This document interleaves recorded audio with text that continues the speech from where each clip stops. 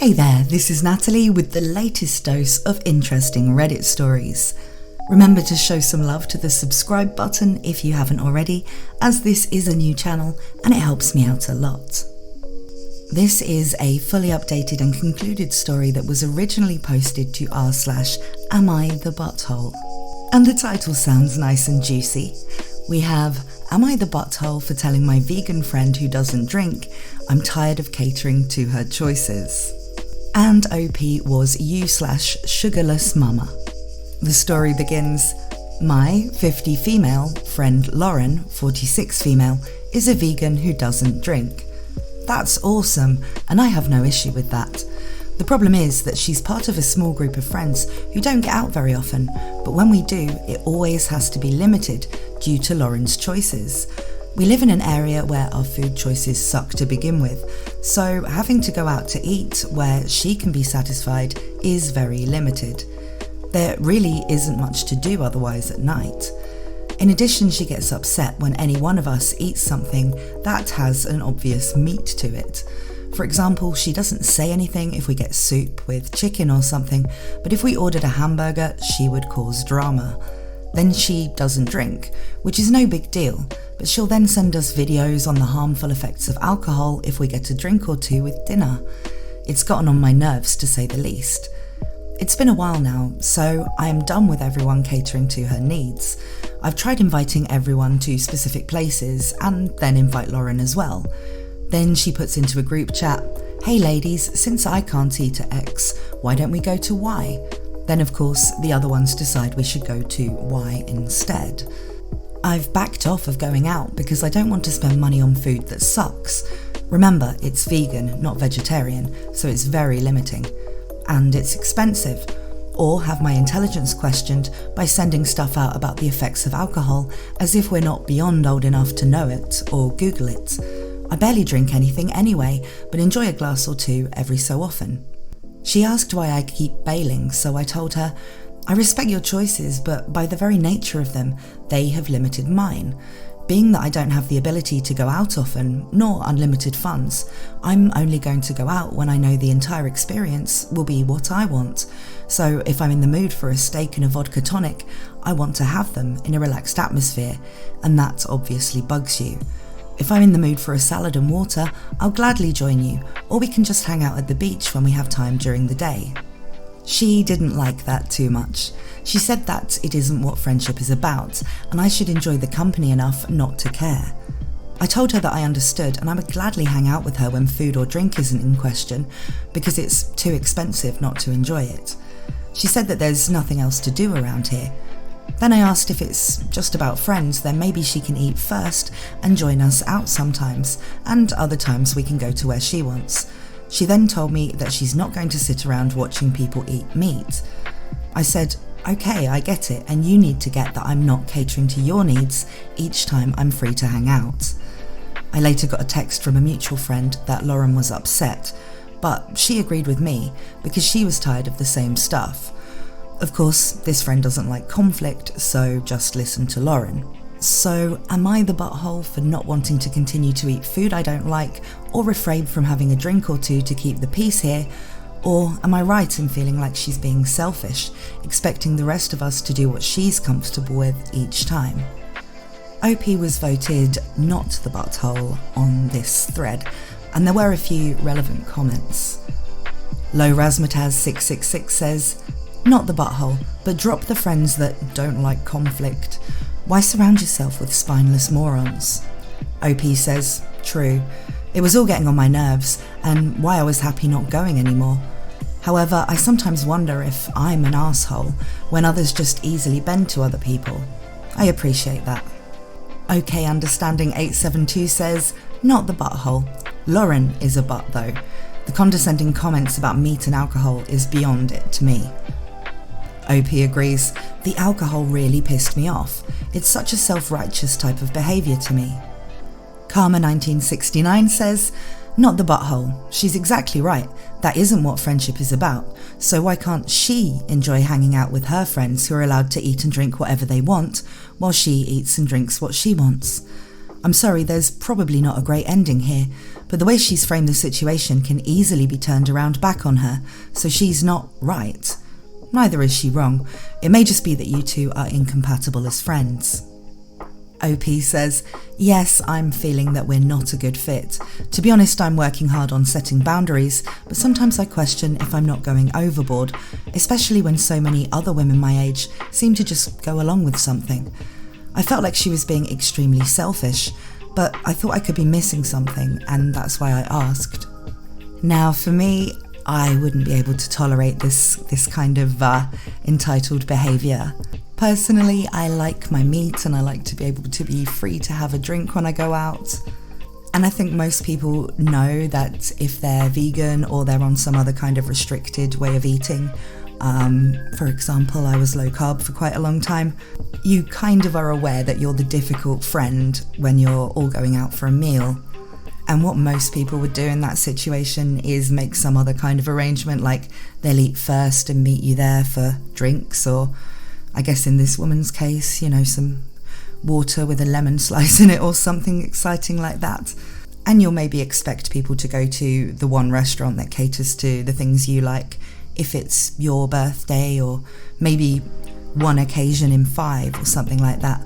You really wouldn't expect people to always go to the one vegan restaurant, especially if you know that they're not particularly keen on the menu there. And I think people who don't have the social awareness to not be criticising other people's food and drink choices within a friend group probably don't get to stay in that friend group for very long. Still, we do have an update to this story, so let's see what happened next. OP says, update, thank you so much to the countless people who commented on my post before. You made me realise that I wasn't a butthole and shouldn't have put up with her BS. Many asked how I put up with it for so long. I don't have a good answer, but it was more about the group itself, where I didn't want to create drama. My experience with friends has been lucky, as almost everyone has been loving, fun and selfless. We can also call each other out on BS by busting chops and laugh. This was my first group who met semi-regularly, and the others are very sweet, to where I felt uncomfortable rocking the boat. Anyway, yesterday it was a bazillion degrees out here in Florida, and I was playing tennis with Lauren and 2 others. We were dying. I don't normally play with her, but these women are all on my team that I joined coming up in the fall, so we needed to start practicing. No, I did not join because of Lauren. I've played against the other 2 throughout the years, and they've been asking me to play for a long time now. I live in a small area, so it's common for circles to mix like this. One of the ladies had to stop due to dizziness, cramping and nausea. We all decided that we should only play much earlier in the summer, except of course Lauren, who didn't want to wake up early because she said she doesn't play well then. That's when I had it. With the power of thousands of random Reddit strangers in my head, I basically told her off. I told her I've never met someone so self-absorbed in my entire life, and it was disgusting that she would even think that way in front of a teammate who clearly had heat exhaustion, let alone have it come out of her mouth. I said all of this while her ass is sitting down while the other woman and I got cold wet towels for this woman and getting her to drink. Lauren stormed off. These other 2 thanked me. One was her usual partner, who's the sweetest person alive, and said she'd been wanting to tell her off for a year now. The other one, who was feeling like crap, said she's going to tell the captain that she needs to go, because she's like a cancer on the team. I'm very happy to say I will not be dealing with her selfish BS any longer. She can go shove a carrot up her butt for all I care. Thanks so much to everyone. Tonight I'm going to have a giant hamburger and a cold beverage in your honour. Cheers. And there are some relevant comments here as well. We've got one about OP not respecting Lauren's wishes and trying to make the whole thing about herself and not Lauren. To which OP commented, I did say something and suggested other things. She wasn't having it. I wasn't pouting. We were busy and have lives, so this isn't the end of the world, and I was quite happy with that choice. I kindly told her my feelings, and she told me I wasn't being a good friend because it isn't about the food. So then, why do we have to eat her bad food every time then? I wasn't hurt over the videos. It was messed up to cross others' boundaries like that, as if she was some self-righteous queen of health. She's controlling, as thousands have pointed out. That should be clear with her not budging on playing in the mornings after her teammate got sick from the heat. OP then pointed out the steps she took to try and reconcile things with Lauren before this in 3 points. She says, 1. I spoke with her already, calmly and nicely. She never budged and only expected me to continue to bend to her needs, inferring I was not a good friend. I still ended that conversation in a respectful manner, to then learn that she goes to a mutual friend to bitch about me. 2. It was only after the above that I felt she was extremely selfish, but I still wasn't sure because she turned it around on me. That's why I came here to Reddit. 3. I didn't go off on her about the food. I went off on her because there was a woman about to throw up due to extreme heat. While another woman and myself were trying to cool her down and make sure she was okay, Lauren made it again about her. She sat there bitching about not wanting to play earlier because she doesn't play good early in the mornings. By the way, that is complete nonsense because the matches start early in the mornings and she's played on this league for many years. I'm sorry, but you must be extremely infuriating to anyone who needs your help or needs you to listen. You fill in gaps to stories that don't exist. You assume what people are feeling and why they've done certain things, and then come across in a very pompous manner that you are correct. Yes, you are absolutely correct to the stuff you literally made up in your head. However, you are very far off from what happened with me, how I felt, and why I acted the way I did. Well, OP certainly shut down that commenter. I do think when there's somebody like that in a friend group that's always trying to make everything about themselves, there will always come a point like this where people have had enough. Maybe they could have tolerated the vegan thing and the being nagged about every time they have a drink of alcohol when they're all out, but when it comes to things like trying to arrange practice sessions for their tennis club around her when she thinks she plays best, when there's somebody clearly getting sick from playing in the extreme heat, you kind of have to be a special kind of asshole to try and demand that things are shifted around you in that situation. So I think really Lauren deserved everything she got out of this. But what do you guys think? Let me know in the comments. This is a concluded story with full updates that was originally posted to r/relationships, and it was posted by user Paranormal Paramore. We're going way back to October the 14th, 2015 for the original post. My 22 female, boyfriend 25 male, thinks our house is haunted. And OP says, last December I was fortunate enough to inherit a house that's been in my family since it was built in 1940. It is a little small, but it's beautiful and has a lot of significance to me. When I moved in a few weeks ago, my boyfriend of 4 years ended up coming over quite a bit more. Our previous living situations didn't allow us a lot of sleepovers, since we wanted to be considerate of our roommates. Now that we have the run of a whole house, he's been staying the night every night, and I've been pretty thrilled to have him around every day. This evening, he begged me to come outside and sit with him while he smoked, because he was afraid to be outside alone. I noticed he'd been carrying a knife a lot, but I figured it was a symptom of having grown up in the ghetto and that he would adjust to our semi-rural suburban life eventually. As it turns out, he actually thinks the house is haunted. A few weeks ago, I drove him home from the bar and he drunkenly told me that he didn't want to go back to that place because it's depressing. But he often talks shit to me to tease me when he's drunk, so I brushed it off as just being a bad joke. I explained to him that the only people who've ever lived in this house were my grandparents, who both died in hospice care, but he can't be convinced that it's safe. He also can't be convinced that my grandparents, who called me their little angel and dreamed of one of their grandbabies having a family here, would not be inclined to haunt us. Honestly, I kind of balked at him and was not very respectful of his fear the first time we discussed it. He's very superstitious and spiritual, and believes he feels weird around full moons. I'm not. I've always secretly thought his thing about full moons was a little silly, but an endearing quirk that didn't matter much. But now his superstition might lead to an ultimatum where I have to choose between him or my amazing home. He's been getting a lot of bad dreams here, including some experiences with sleep paralysis. The thing is, it's a free house, and the total I pay for taxes and utilities each month is $600. Even the worst, tiniest apartment would cost more, and if we wanted to get rid of the house, I would be expected to pass it to my brother, who also wanted the house, free of charge, since my parents helped cover basic repairs and legal costs. On top of financial concerns, we love our neighbours, and he literally visits with them daily. Their kids come over and ask if he'll come out to play with them after school, and the adults come over at night for beers. The property is also very large, and there's a lot of room for pets, kids, and expansion. The house itself has old architecture, but has been newly remodelled to my liking, and he helped me pick out so much of the stylistic changes we've made, so I presumed he liked it too, until he got it into his head that it's haunted.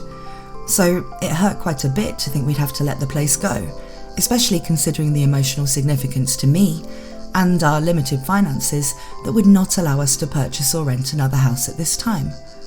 I want to respect his concerns, but I'm honestly torn between calling him an idiot and ignoring it, or being outright offended. It's very hard to see why a bad feeling should force us back to more expensive apartment life, and a much smaller place at that, or prevent us from moving in together for several more years. Help me see his side of things and find the middle ground with him. Reddit, I honestly just want him to love it here as much as I do, and I'd do anything to assuage his fears. What can I say to him at this point to not sound dismissive, but still convince him to consider staying? TLDR, I inherited a house, boyfriend thinks it's haunted and doesn't like being here, but we can't afford to purchase our own at this time. Do I hire an exorcist or what? Now, personally, I'm kind of on the fence about whether or not I believe in those kind of paranormal things. I mean, I wouldn't rule it out if someone was saying they were experiencing that kind of thing in a house, but then there are kind of methods you can go down to purify spaces and stuff without necessarily going down the religious exorcism route. And even if it's all nonsense and all in his head, maybe looking up some kind of purification ritual on the internet and doing something like that might, make him feel at least that you're taking his concerns seriously, and, you might be able to move on from this kind of problem. Of course, this was quite an old post, so there are updates, and the next one comes from November the 3rd, 2015, which was 20 days after the original post. And OP says, "Hello everyone, I'm pleased to say this is a happy update for once. After my original post, I went to my boyfriend full of ideas on how to help put his mind at ease. As it turns out, all of those ideas were wrong for him, but he was deeply appreciative that I was taking his fears seriously instead of putting him down for believing in something I don't. He said he never intended to make me feel like it was him or the house. He loves this place and the history behind it. He just wanted to share with me how he was feeling and do some little rituals. So I helped. We tried to pin down the parts of the house that feel spooky to him, and both came to the same conclusion. The attic door in the bedroom is pretty freaking unsettling. It's a Cape Cod style home with a crawl space / attic on the second floor instead of above it. For some ungodly reason, my grandfather thought it was convenient to access this tiny crawl space through the closet, so he put a little door in the master bedroom, which I've hated since I moved in, and have been blocking with a dresser. We sealed up that entrance to the crawl space and threw some salt around, and since I've always wanted a dog, we got a puppy to ward off evil, and it's hard to be scared with a little fluff ball sleeping on your face. I specifically picked a dog that wasn't jumpy or easily frightened, and my two boys have been inseparable. All is well now, and I'm happy I put my skeptical nature aside to support my wonderful boyfriend, no matter how silly it seemed. TLDR, communication is the key. He doesn't want to get rid of the house. A little ritual, a fluffy puppy, and a very minor adjustment to the house has set his mind at ease. And some of the top comments on this one's from Antisocial Psych, who says, "One thing I've learned from the show Supernatural, throwing salt around solves a lot of problems. Congrats on the happy update and resolution." And someone replied, "So were people just being murdered by spirits before salt became a household item?"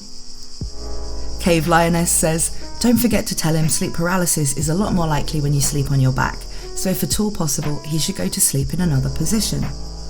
Stop Top says, "The only solution is to have him climb in the little door and sleep in it overnight to conquer his fears. Be sure to lock it behind him and spend the night at a friend's house. For real though, You are a nice person. And OP replies, I especially think this is a good idea now that it's sealed off. I think I'll send him in through the smaller closet door and seal that behind him. Then he'll really learn to face his fears. AA Anderson89 says, God damn it, OP. I didn't see anything at all about silvered weapons, spellcasters, or a trip to the local guild hall. That puppy has like 4 HP and can't help you at all. I swear I'm wasting my time posting in this sub. Nobody even tries to listen to me. OP says, I think you're being a little generous with the 4 HP. He's 3 months old and made himself sick licking his own penis too much. Pretty sure his constitution is like -8. I've got a nice druid on standby in case things get too wild in here. The puppy is a distraction for the demons and the humans. Well, that was a nice story in terms of the outcome for the relationship. Though I did kind of hope that we'd find out whether there were actually any spooky goings on or ghosts there. Maybe for some of these videos we'll have to have a little look at some of the paranormal spooky story subreddits too, hey? Let me know in the comments if you're interested in that sort of thing. Thank you so much for watching. I hope you enjoy the rest of your day, and I hope to see you again soon for more wild tales from Reddit.